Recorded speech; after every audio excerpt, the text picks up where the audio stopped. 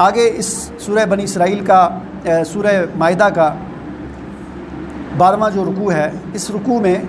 قسم کے حوالے سے بات ہوئی ہے۔ اللہ تعالیٰ فرماتے ہیں یا ایھا الذین آمنوا، اے ایمان والو، لا تحرموا طیبات ما احل اللہ لکم ولا تعتدوا، اللہ تعالیٰ نے جو چیزیں طیبات کی ہیں تمہارے لیے حلال کی ہیں ان کو حرام نہ کرو، ان کو حرام نہ کرو، ولا تعتدوا، اور حد سے تجاوز نہ کرو۔ یعنی کسی انسان کو اس بات کا اختیار نہیں ہے کہ جس چیز کو اللہ نے حلال کیا ہے وہ خود اسے حرام کر دے، یا اللہ نے حرام کیا ہے وہ اسے حلال کر دے۔ یہ کسی انسان کو اس بات کا اختیار نہیں ہے، حتیٰ کہ قرآن میں ہی یہ بات ذکر ہے کہ اللہ تعالیٰ نے یہ والا اختیار کسی نبی کو بھی نہیں دیا کہ کوئی نبی اپنی طرف سے کسی چیز کو حلال یا کسی چیز کو حرام کرے۔ نبی بھی اللہ کے ہی حکم سے حلال اور حرام ہونے کا فیصلہ کرتا ہے۔ لا یؤاخذکم اللہ باللغو فی ایمانکم ولکن یؤاخذکم بما عقدتم الایمان فکفارۃ اطعام عشرۃ مساکین من اوسط ما تطعمون اہلیکم او کسوتہم او تحریر رقبہ فمن لم یجد فصیام ثلاثۃ ایام ذالک کفارۃ ایمانکم اذا حلفتم۔ اس آیت کے اندر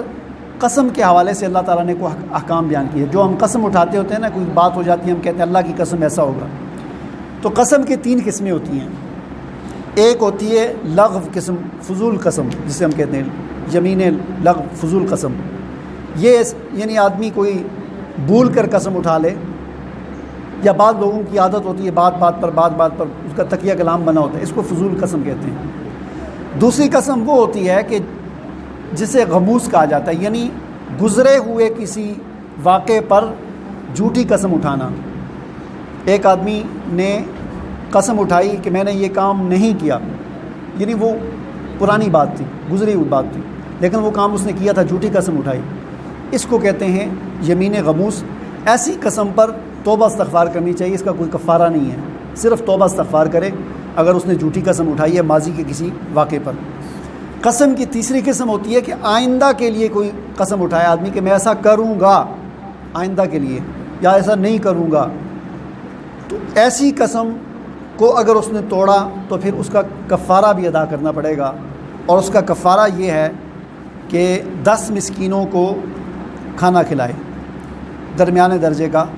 10 مسکینوں کو کھانا کھلانا یہ قسم کا کفارہ ہے۔ اگر کوئی بہت ہی مطلب ایسا ہے، یا مسکینوں کو کھانا کھلائے یا ان کو کپڑا پہنائے، ان کو 10 مسکینوں کو ایک ایک جوڑا دے دے، کپڑے دے دے، یا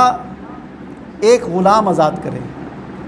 ان میں سے کچھ جو بھی آپشن وہ اختیار کرنا چاہے کر سکتا ہے، یا 10 مسکینوں کو کھانا کھلائے، یا 10 مسکینوں کو کپڑے دے دے،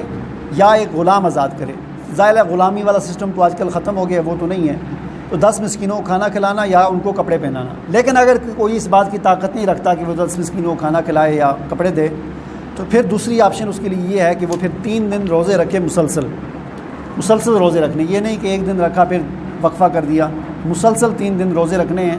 ذالک کفارۃ ایمانکم، یہ تمہاری قسموں کا کفارہ ہے جب ان کو تم حلف اٹھاؤ اور ان کی حفاظت نہ کر سکو۔